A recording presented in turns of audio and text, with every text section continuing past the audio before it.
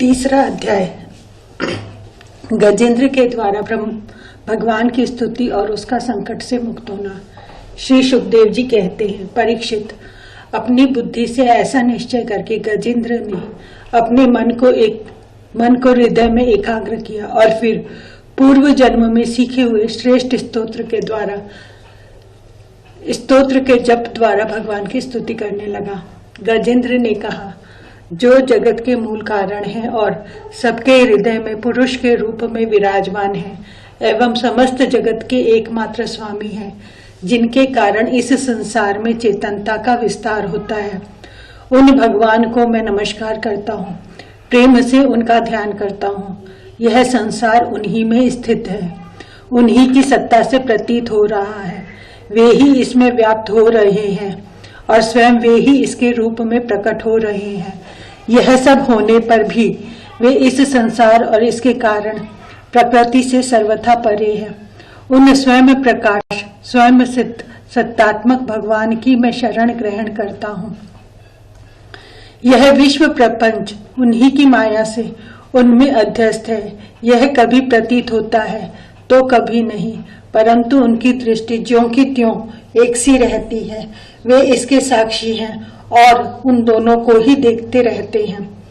वे सबके मूल हैं और अपने मूल भी वही हैं, कोई दूसरा उनका कारण नहीं है। वे ही समस्त कार्य और कारणों से अतीत प्रभु मेरी रक्षा करें।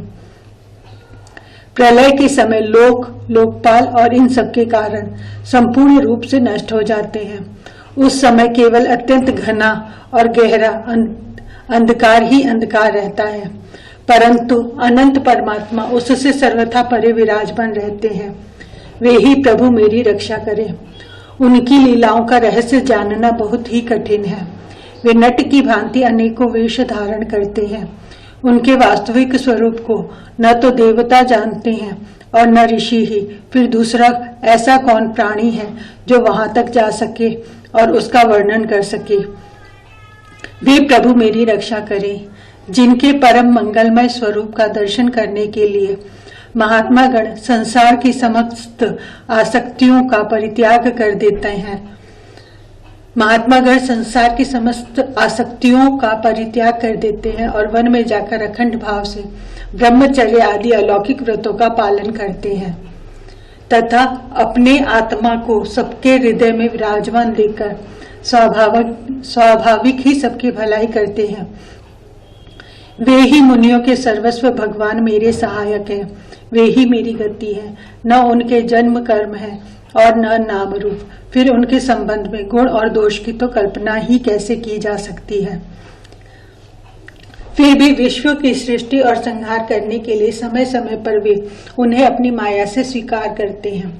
उन्हीं अनंत शक्तिमान सर्वैश्वर्यमय पर ब्रह्म परमात्मा को मैं नमस्कार करता हूँ। वे अरूप होने पर भी बहुरूप हैं। उनके कर्म अत्यंत आश्चर्यमय हैं। मैं उनके चरणों में नमस्कार करता हूँ। स्वयं प्रकाश सबके साक्षी परमात्मा को मैं नमस्कार करता हूँ। जो मन, वाणी और चित्त से अत्यंत दूर है, उन परमात्मा को मैं नमस्कार करता हूँ। विवेकी पुरुष कर्म संन्यास अथवा कर्म समर्पण के द्वारा अपना अंतःकरण शुद्ध करके जिन्हें प्राप्त करते हैं तथा जो स्वयं तो नित्य मुक्त परमानंद एवं ज्ञान स्वरूप हैं ही, दूसरों को कैवल्य मुक्ति देने की सामर्थ्य भी केवल उन्हीं में है, उन प्रभु को मैं नमस्कार करता हूँ। जो सत्व रज तम इन तीन गुणों का धर्म स्वीकार करके क्रमशः शांत, घोर और मूढ़ अवस्था भी धारण करते हैं, उन भेद रहित समभाव से स्थित और ज्ञान घन प्रभु को मैं बार बार नमस्कार करता हूँ। आप सबके स्वामी, सबके क्षेत्रों के एकमात्र ज्ञाता एवं सर्वसाक्षी हैं। आपको मैं नमस्कार करता हूँ। आप स्वयं ही अपने कारण हैं। पुरुष और मूल प्रकृति के रूप में भी आप ही हैं। आपको मेरे बार बार नमस्कार। आप समस्त इंद्रिय और उनके विषयों के दृष्टा हैं, समस्त प्रतीतियों के आधार है। अहंकार आदि छाया रूप असत वस्तुओं के द्वारा आपका ही अस्तित्व प्रकट होता है। समस्त वस्तुओं की सत्ता के रूप में भी केवल आप ही भास रहे हैं। मैं आपको नमस्कार करता हूँ।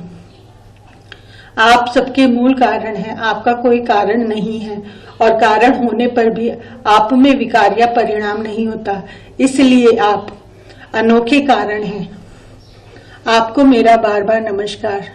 जैसे समस्त नदी झरने आदि का परम आश्रय समुद्र है, वैसे ही आप समस्त वेद और शास्त्रों के परम तात्पर्य हैं। आप मोक्ष स्वरूप हैं और समस्त संत आपकी ही शरण ग्रहण करते हैं, अतः आपको मैं नमस्कार करता हूँ। जैसे यज्ञ के काष्ठ अग्नि में अग्नि गुप्त रहती है, वैसे ही आपने अपने ज्ञान को गुणों की माया से ढक रखा है। गुणों में क्षोभ होने पर भी उनके द्वारा विविध प्रकार की सृष्टि रचना का आप संकल्प करते हैं। जो लोग कर्म संन्यास अथवा कर्म समर्पण के द्वारा आत्म तत्व की भावना करके वेद शास्त्रों से ऊपर उठ जाते हैं, उनके आत्मा के रूप में आप स्वयं ही प्रकाशित हो जाते हैं। आपको मैं नमस्कार करता हूँ। जैसे कोई दयालु पुरुष फंदे में पड़े हुए पशु का बंधन काट दे, वैसे ही आप मेरे जैसे शरणागतों की फांसी काट देते हैं। आप नित्य मुक्त हैं, परम करुणामय हैं और भक्तों का कल्याण करने में आप कभी आलस्य नहीं करते। आपके चरणों में मेरा नमस्कार है।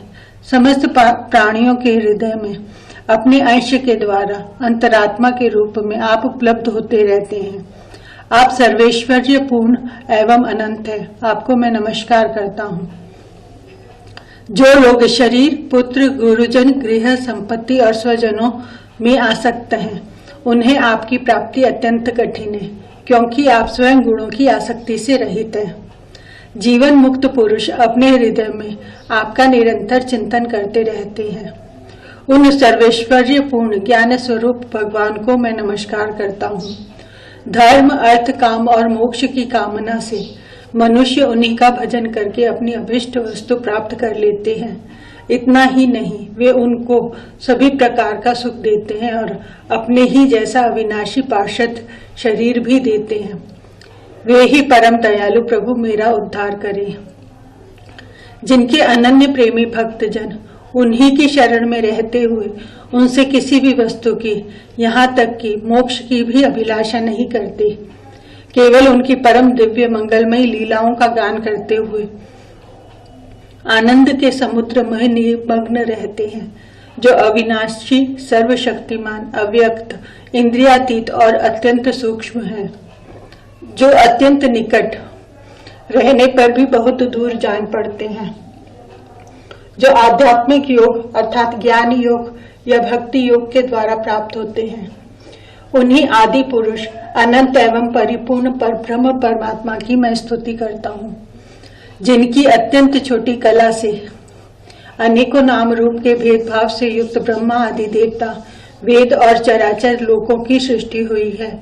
जैसे धधकती हुई आग से लपटे और प्रकाशमान सूर्य से उनकी किरणें बार बार निकलती और लीन होती रहती हैं, वैसे ही जिन स्वयं प्रकाश परमात्मा से बुद्धि, मन, इंद्रिय और शरीर, जो गुणों के प्रवाह रूप है, बार बार प्रकट होते तथा लीन हो जाते हैं, वे भगवान न देवता है और न असुर, न मनुष्य और पशु पक्षी भी नहीं है, न वे स्त्री है, न पुरुष और न नपुंसक, न वे कोई साधारण या असाधारण प्राणी भी नहीं है, न वे गुण है और न कर्म, न कार्य है और न तो कारण ही। सबका निषेध हो जाने पर जो कुछ बच रहता है वही उनका स्वरूप है तथा वे ही सब कुछ है। वे ही परमात्मा मेरे उद्धार के लिए प्रकट हो। मैं जीना नहीं चाहता। यह है हाथी की योनि, बाहर और भीतर सब ओर से अज्ञान रूप आवरण के द्वारा ढकी हुई है। इसको रखकर करना ही क्या है। मैं तो आत्म प्रकाश को ढकने वाले उस अज्ञान रूप आवरण से छूटना चाहता हूँ, जो काल क्रम से अपने आप नहीं छूट सकता, जो केवल भगवत कृपा अथवा तत्व ज्ञान के द्वारा ही नष्ट होता है। इसलिए मैं उन परब्रह्म परमात्मा की शरण में हूँ, जो विश्व रहित होने पर भी विश्व के रचयिता और विश्व स्वरूप है। साथ ही जो विश्व की अंतरात्मा के रूप में विश्व रूप सामग्री से क्रीड़ा भी करते रहते हैं।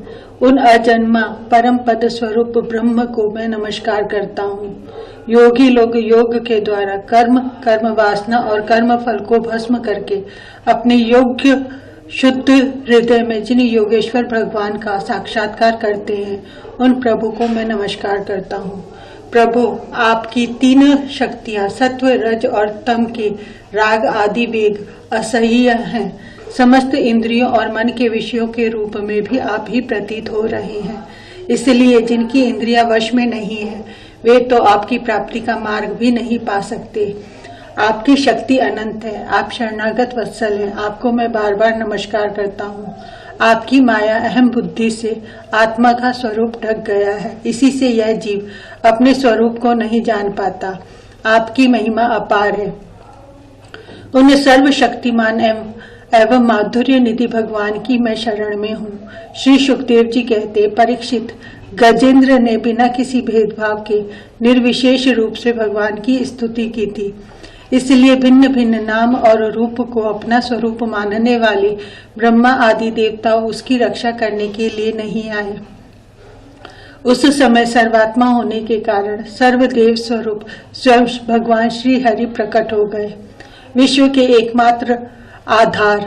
भगवान ने देखा कि गजेंद्र अत्यंत पीड़ित हो रहा है, अतः उसकी स्तुति सुनकर वेदमय गरुड़ पर सवार हो चक्रधारी भगवान बड़ी शीघ्रता से वहां के लिए चल पड़े, जहां गजेंद्र अत्यंत संकट में पड़ा हुआ था।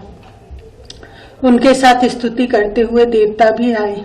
सरोवर के भीतर बलवान ग्राह ने गजेंद्र को पकड़ रखा था और वह अत्यंत व्याकुल हो रहा था।